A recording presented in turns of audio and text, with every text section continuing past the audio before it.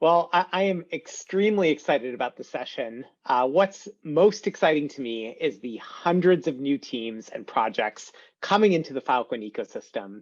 My last count was around 250 new teams building on Filecoin through hackathons, incubators, accelerators, and it's attracting extremely talented developers and entrepreneurs to the entire Web3 space. And why that's important to me is that I really think the next wave of Web3 is in the hands of those developers. It's up to them to create the applications, the use cases, the experiences that will push Web3 from early adoption to mass adoption by billions of people. And so I'm super excited to chat with three leaders here who have constructed programs to support the builders of Filecoin and ensure their success. Emma, Scott, Gabriel, thanks for joining us. What I thought I might do just to kick things off is give you an opportunity to spend just a few minutes introducing the programs that you're leading. And so maybe I'll start with Gabriel, if you're willing to do a quick overview of Filecoin Launchpad. Yeah, 100%. In fact, I've got the slides here. Well, cool. Excited to to be here and to talk about what we're doing together, Colin, in our partnership with the Filecoin Launchpad Accelerator. I'll do this really fast because I'm sure we want to get into Q&A. First, this is the Tachyon team. As Anthony kind of mentioned, I'm a 3-time founder, 2-time successful entrepreneur. I've built a number of companies in the Web2 space, a number that I've scaled up to hundreds of millions of MAUs. My specialties are really around early stage growth, customer acquisition, business development, but I've also built go-to-market strategies and growth plans for not only my own companies and startups, but I've advised companies and startups in the Web2 and Web3 space that have gone on to successfully raise and or exit. And so we really, the Tachyon team is really a team built of entrepreneurs for entrepreneurs. In terms of Tachyon is a part of Consensys's labs tiered venture business, which is incubated and invested in more than 100 projects and companies, including some of the key pillars of the Web3 Ethereum ecosystem stack. So Infura, MetaMask, Truffle Suite, Pegasus, and 3box. Tachyon is an accelerator for really ambitious founders of early stage Web3 startups. And since 2017, we've launched 4 programs. We're in our 4th program now. We have 39 active alumni, including some companies that we're really proud of that we've seen do some amazing things post-program. Companies like Quidly, Transact, Outlet, PieDAO, and many others. In terms of the Filecoin Launchpad Accelerator, we've partnered with Protocol Labs to launch our 4th cohort. Altogether, we have 13 teams consisting of 32 founders from 11 countries that have come together in our virtual ecosystem over the next 4 months to build their companies with us. Some really exciting companies. I'm sure we'll talk about them here in a second, and I'll highlight a couple that I think are really exciting. But in terms of what we do, accelerators are really meant to expedite growth for existing companies, usually companies that have come out of a hackathon or such that have a minimum viable product, an MVP. And we help companies to get into market faster, increase their probability of becoming a sustainable, scalable, venture-backable business. And in Web3, that means a lot of things, but the ways in which we help, first, we provide capital to companies, ADK and seed funding and seed capital. It's really important that companies have the financial resources that they need to work on their project full time. Second, our global network. Again, Tachyon sits inside of Consensys, and we've partnered up with Protocol Labs. We have a phenomenal network of technical subject matter experts, legal experts, investors, and really community builders across the Web3 ecosystem. Second, our tool stack, I think, I highlighted a couple of them within the Ethereum ecosystem. We've really built the go-to toolkit or Web3 stack. And so giving our founders access, to the tools that they need to build their Web3 company, I think is really important. And then finally, expert entrepreneurs. We do a lot of our work with our teams and with this cohort, doing a lot of work via office hours. Experienced entrepreneurs who have been there, who have built companies from 0 to 1, made a lot of the mistakes, the mishaps, et cetera, to really help you see around those corners. So really excited to talk about, what we're doing together and talk about what it looks like to build the next wave of Web3. In terms of, and if anybody wants to follow along with our progress, come say hi to us on Twitter. You can follow us at Tachyon Excel. You can follow me, Gabriel, at Gabriel Anderson. My DMs are always open. If you're a budding Web3 entrepreneur, I'd love to talk to you. Our teams will be presenting their demo day on January 25th. There's a bunch of companies within the cohort that I'm all of them really I'm really excited about. As I like to say, we love all of our children equally, and so no favorites. But there's some great companies that are building on the IPFS Filecoin stack, trying to build the bridges to to Ethereum. Companies like VoodFi, Parcel, Wrapped Filecoin, Valist, Powerloom, which I'm sure we will get into as we start talking. But yeah, that's just a quick overview of Tachyon and our partnership with Protocol Labs. Awesome. Thanks, Gabriel. Really appreciate it. Yeah. Scott, do you want to go next and just do maybe 3 minutes on Apollo? I'm filling in for Vivek, actually, which you might have seen from the slide. But I'm really excited to talk about some of the work we've done with Apollo. Thanks, Gabe, by the way, for talking about what Tachyon's doing. We really, I think, have tried to combine our sort of like, I think, work here in a way that is complementary. We started with, of course, doing bounties on Gitcoin. We extended that to hackathons, and then we extended that into this sort of incubator model. And that's really been a way to get people to this stage that Gabe was talking about, where people are really able to, and companies are really able to start raising venture funding and become backable. Our mission, of course, is to grow and sustain open source first and foremost. So everything that we do and all the projects that we've involved are open source first. We have around 30,000 developers on the platform, which have earned over $8 million through various programs that we run. And we've engaged with the broader open source community around things like Sustain OSS and flash responders.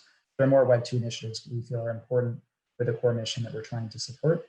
And we've helped over 100 unique Web3 projects raise enough money that they've been able to sustain, like sort of sustain themselves full time, at least for the coming 18 months through this program. So we're really excited about what we've been able to do, not just with Apollo, but with the other programs we've run. And Apollo really fundamentally was built off of KERNEL, which was, again, Vivek's brainchild. I really want to give him full credit for coming up with the idea here. Ultimately, the goal here was to take some of the best founders, some of the best technologists in the space from places like Ethereum Foundation, Coinbase, Circle, Facebook even. Surprisingly, there are people in Facebook that want to build Web3. You may have heard otherwise. There may be some other things that I shouldn't dive into too much on that front, but there's a huge swath of people here that we're just so impressed by relative to anything we've seen in the space before.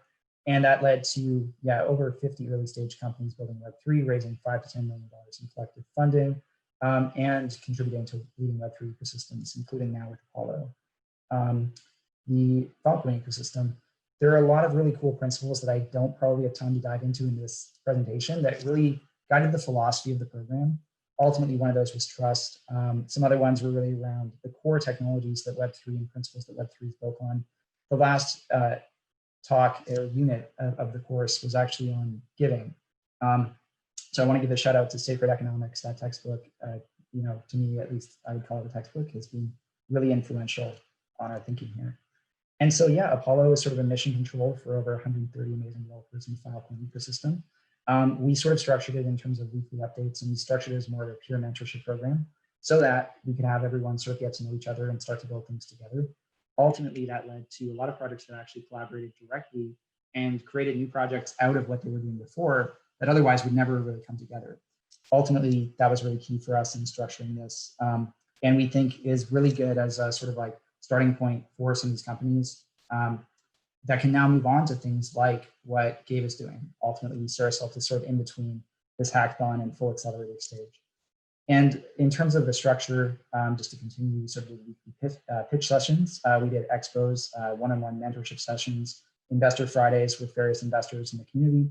And that led to some really great startups, 20 plus in total. These are just a few of them. As Gabe said, we don't want to pick favorites, but these were some that really stood out to us. So we have Wrapped Filecoin, of course. We have a secured finance, sort of like institutional grade financial transaction platform.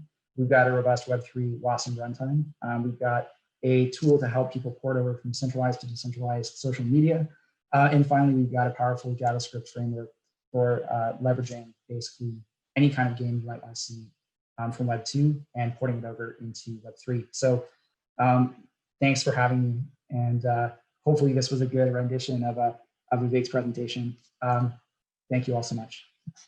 Thank you so much, Scott. We just watched a version of the demo day on Wednesday where each of the Gitcoin companies presented. It was so awesome. If you missed that, please check out that video. It was just unbelievably rapid fire, very high quality companies that pitch their visions and the products that they've built.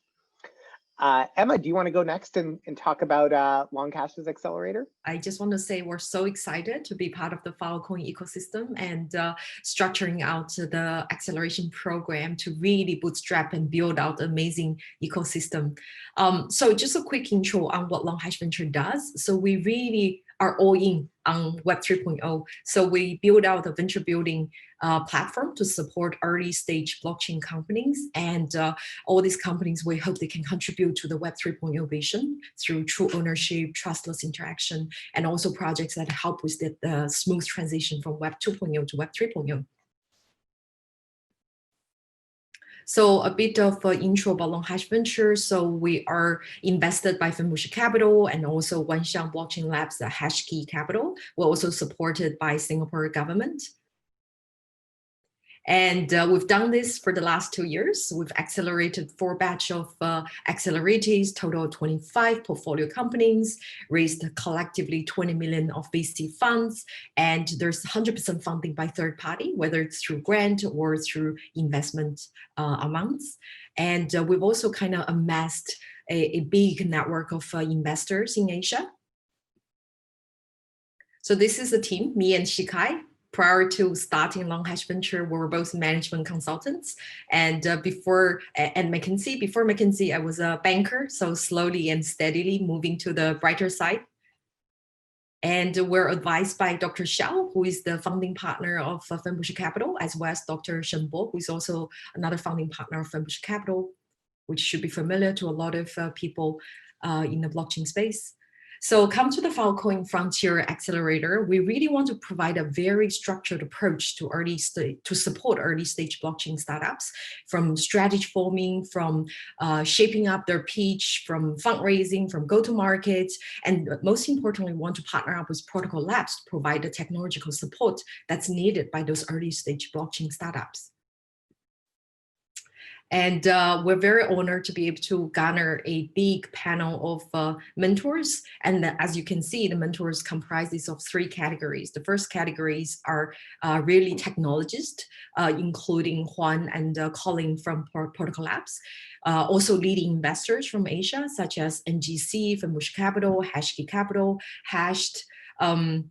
And another categories are really people who are extremely passionate about Filecoin ecosystem and have been involved with building out this ecosystem from day one.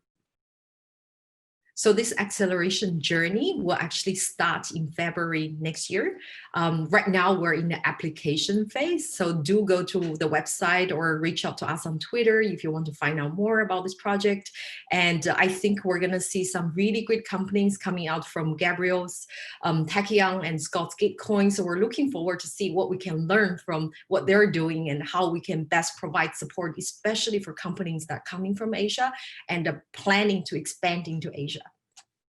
Awesome. Thanks so much, Emma. Really appreciate it. All right, so why don't we get into the panel? And what I first wanted to do was just for our audience, kind of give an overview of some of the exciting use cases and some of the exciting companies that you've all seen entering the Filecoin ecosystem. So why don't you mention maybe your top 3 or your top 5, just really quickly, just to give an idea of the breadth of it. And I know you can't pick favorites, but maybe just highlight some of the ones that are top of mind. Gabriel, why don't I call on you first? Oh man, I knew this was coming. Okay, man, I hate talking my book, but when I see some of the companies, there's a couple actually that are in both the Gitcoin APOLLO program and also in the Tachyon Accelerator program. I think there's some really cool companies that are building some cool stuff. VoodFi comes to mind. You know, that's a team that's based out of Brazil. You know, they're building decentralized video transcription services, you know, platform services similar to Vimeo. but at 10x the cost savings of something like a Vimeo or like an AWS. I mean, that is just really exciting to me when I start thinking about like the value proposition to core customers using the underlying technology. Another one that I'm probably really excited about, which I know I think they're doing their presentation with ETH Online this weekend, is Powerloom. So really great product, great team. You know, they're automating and streamlining the accounting and audit flywheel. So, you know, the financial audit services industry, I think, is like $135 billion US, market, something like that. And it's fraught with mistakes and human error, the very things that technology, automation, blockchain are really good at. But that's just the financial auditing, part of the business that they're starting to attack. But you can think of like any accounting or auditing process of anything of value, it starts to open up really interesting markets. So that's a team that we're working closely with and I'm really excited about. Leon, IPFS, FPS is building the Web2 game development toolkit for built with Web3 token economics inside of it.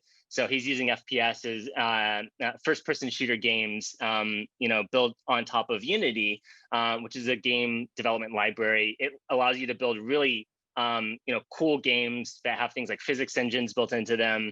And he's using IPFS as the underlying technology stack. I mean, so I guess the core theme there, actually there's one more that I won't talk my book on this one. Audius is one that I'm really excited about.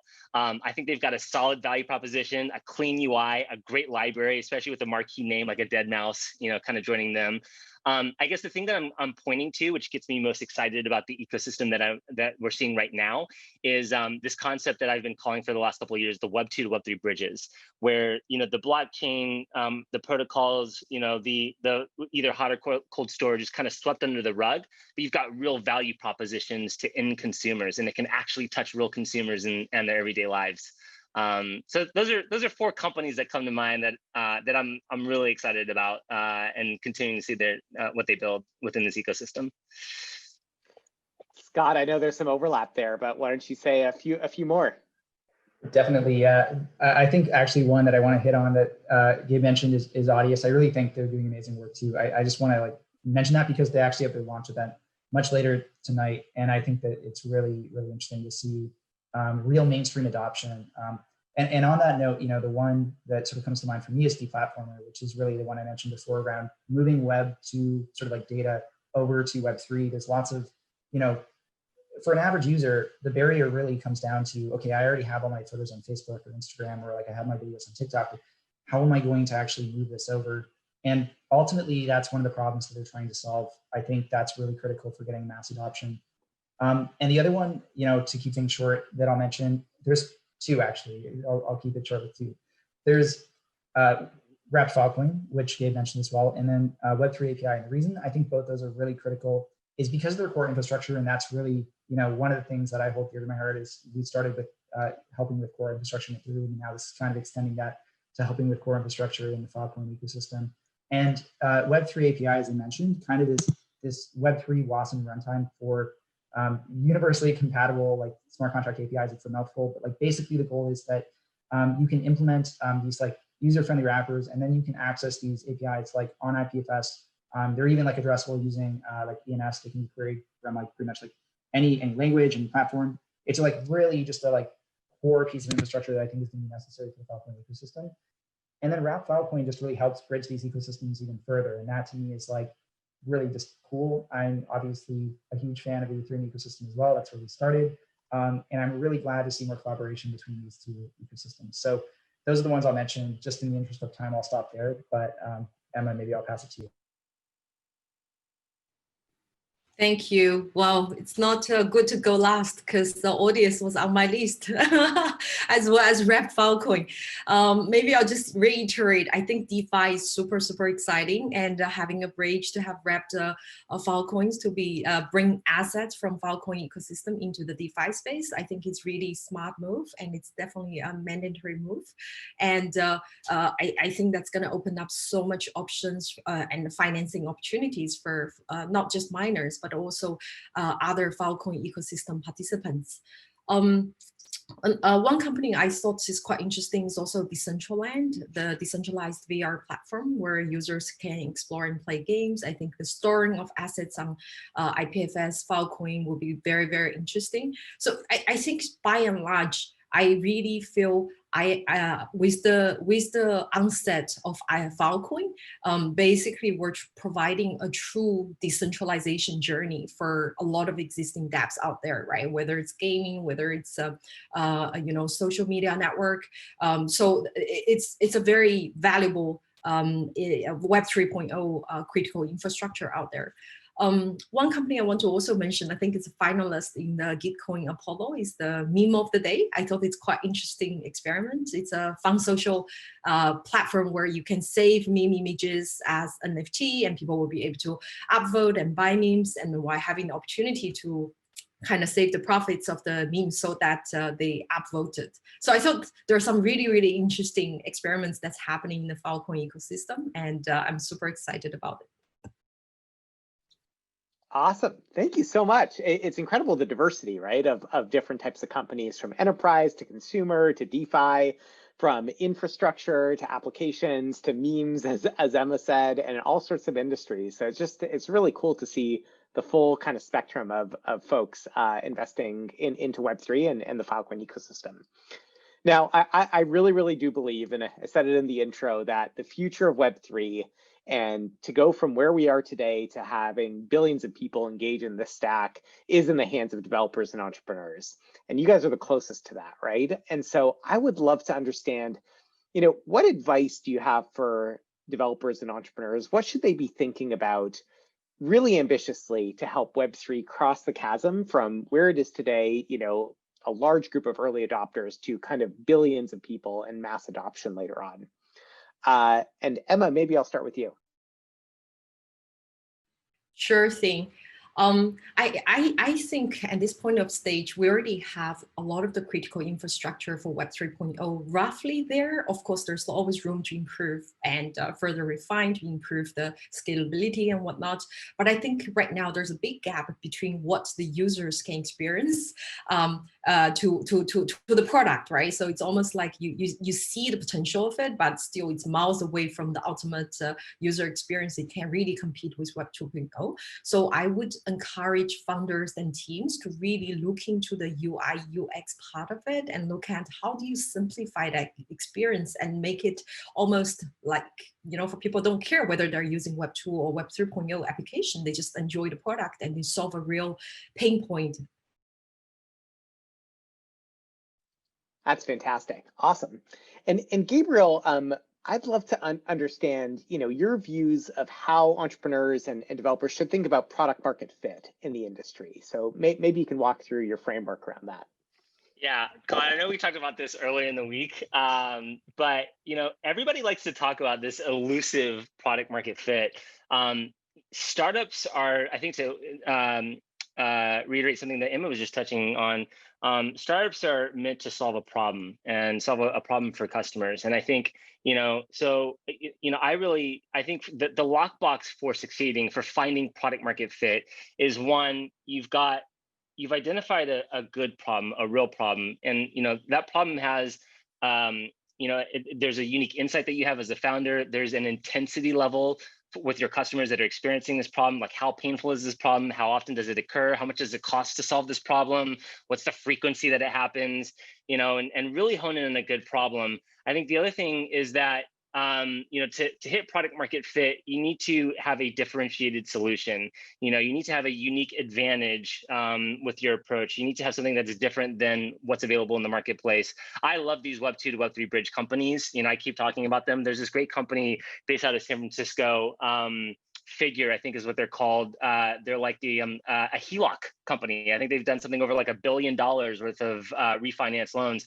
You wouldn't even know that this company is building on the back of blockchain if you weren't digging around looking at the about page. Like, what they've done is they've used automation, processing flows, and verification of information via the blockchain to reduce the cost expenses of processing, these refinance loans, and then passing those savings on to the consumers. And that's how they're grabbing market share. And that just creates this virtuous cycle. So, I think, having a good, unique solution is something that's really important.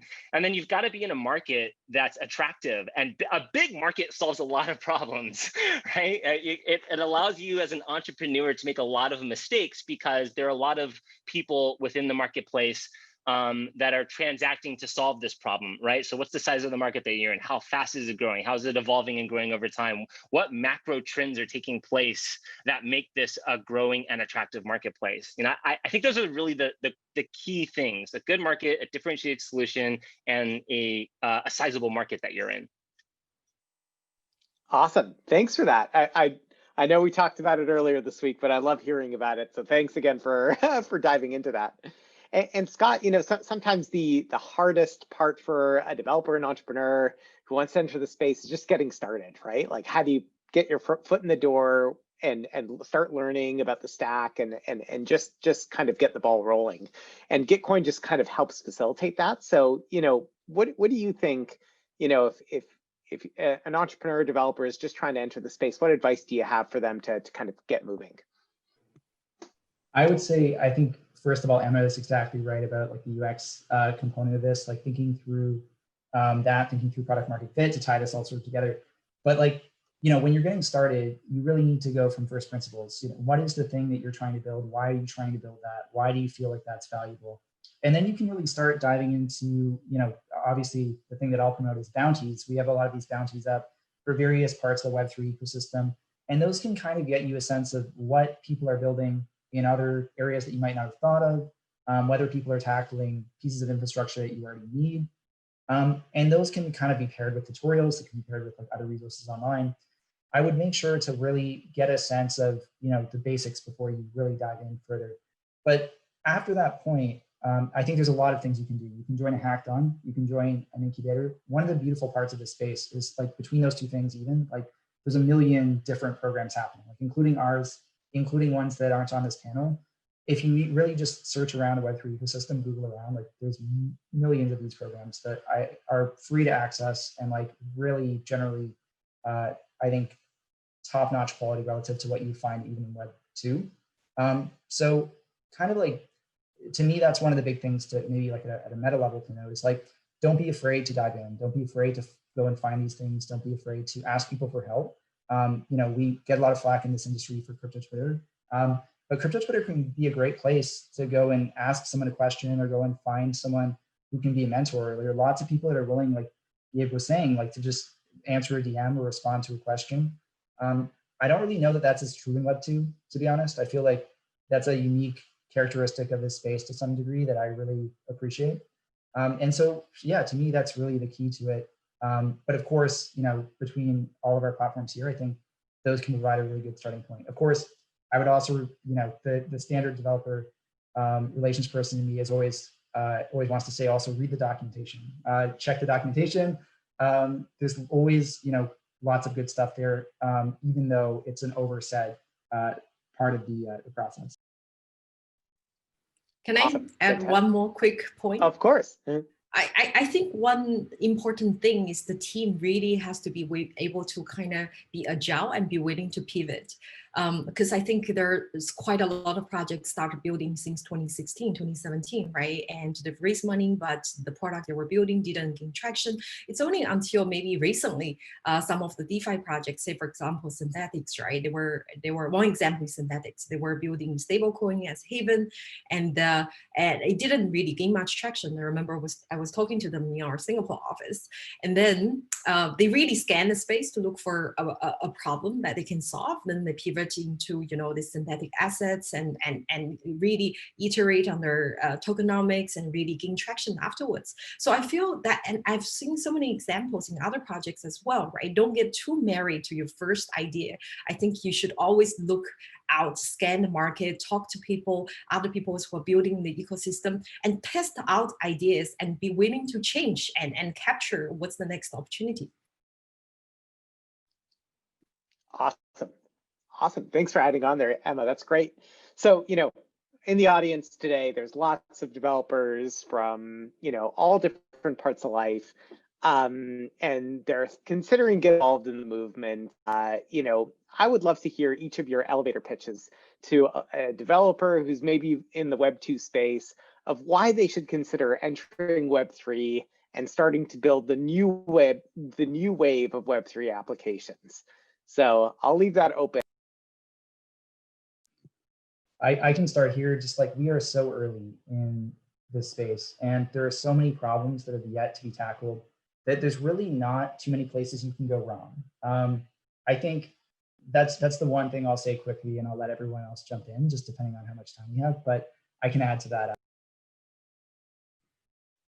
Yeah, I can go next. Yeah. I know, I don't know how people are familiar with the Gartner's hype cycle, but I think it's pretty popular. I would say if you look at that hype cycle, I'm really, really confident, and I really feel we're at the cusp of transformations. We're at the slope of enlightenment. So before that, you have the innovation trigger, right? When not so many people are aware of the technology. Then you have the peak inflation, which I think was what happened in ICO. So many monies and projects are piling in. After that, you have the how do you call it, disillusion. So the whole price can come crashing down. And now I think the projects are really delivering real projects, and users are projects are gaining users. There's some real traction before we get to the mainstream adoption. So we're right at the cusp of the transformation. Now is the best time to join Web 3.0. Yeah, I echo everything that Scott and Emma just said. Maybe the only thing that I would add is just via analogy, like, people ask me, why did you make the jump from Web 2 to Web 3? And I say, I came to wash away my sins. I spent years in the trenches of like Web 2 as a growth marketer, growth engineer. I kind of understand the privacy issues, especially around ad tech. And, at least for me, like, and I'm sure for many of us, the internet absolutely transformed and changed my life. I got to see it happen. I remember my first AOL, dial-up experience, and playing Doom online. And it, like, the internet was just this really amazing transformative thing. To have an opportunity to be a part of like rebuilding and re-architecting it, now knowing all the things that we know that went wrong. And how early it is, and what a big opportunity it is. It's a massive market. So just for so many reasons, I think it's an exciting time to be a part of Web3 right now. There is one thing I have to add to that, which is I think a really good point, which is just, if you look at the players that are involved in Web3, it's not just, the blockchain, the Web3 startups. There's a lot of these sort of adjacent DWeb community members, security community members. There's a lot of other people that are part of this broader ecosystem. And within the DWeb community in particular, there's an organization called the Internet Archive, which I think the Filecoin ecosystem knows really well.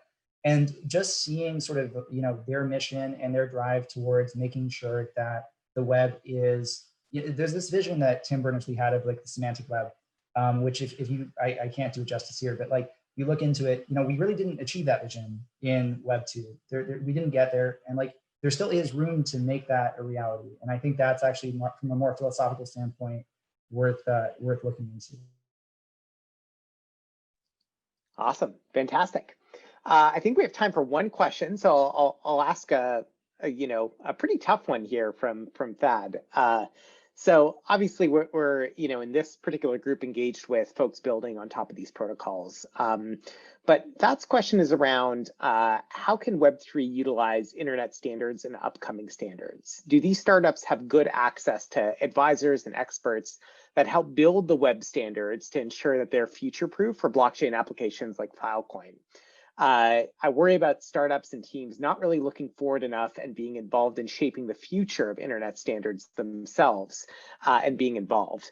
So, as you think about, developers and entrepreneurs building on layer 2 and building all these amazing experiences for end users, how can they also engage in the fundamental internet standards and the protocols themselves to make sure that they're set up well for the future? Yeah, I don't know if the other two, I'm much more involved in like, growth and building businesses from like a consumer standpoint. But the one thing that I will say is that this is an ecosystem where, open communities and transparency are like a core pillar, a core tenet of this community. And so I think, as developers, you have the ability to really participate in, some of the standards that are getting created and met. And I think, certainly most of the teams that we interact with, most of the developers and founders that we interact with, they find that that's really important to them. It's one of the core reasons why they're involved in the Web3 ecosystem, is to help shape some of those standards. So, yeah. I think to echo that, like everyone is trying their best, and like we don't always have the like perfect solutions to some of the problems that we're facing. But that's one of the beauties of this being sort of like an open space and being a transparent space, is that you have the opportunity to sort of get involved in those standards processes, to be involved in community calls, to be involved in all these different parts of where these decisions are being made. And I think that's really important, because, you know, there's not just going to be one person who's always going to make the right decision. You have to sort of iterate there over time. Yeah, I totally echo what Gabriel and Scott were saying. I think the beauty and excitement of in Web 3.0 is because there's no standards right now compared to Web 2.0. You can just take that, right, and just forget about all this kind of infrastructure, just build consumer-facing application. But right now we're in a emerging new industry where there's quite fragmented standards out there. I think we've all seen quite a lot of different initiatives across the different geographies that are trying to come up with the standards, but there's no standards that's really consistently accepted across the board yet. So that's the opportunity. So I think actually as a developer, it should be super, super exciting to be involved at this point of time. Awesome. Well, listen, thank you. A huge thank you to all three of you. You are coaching the next wave of Web3 entrepreneurs, and that is just an incredible role in the whole ecosystem and a really rewarding one.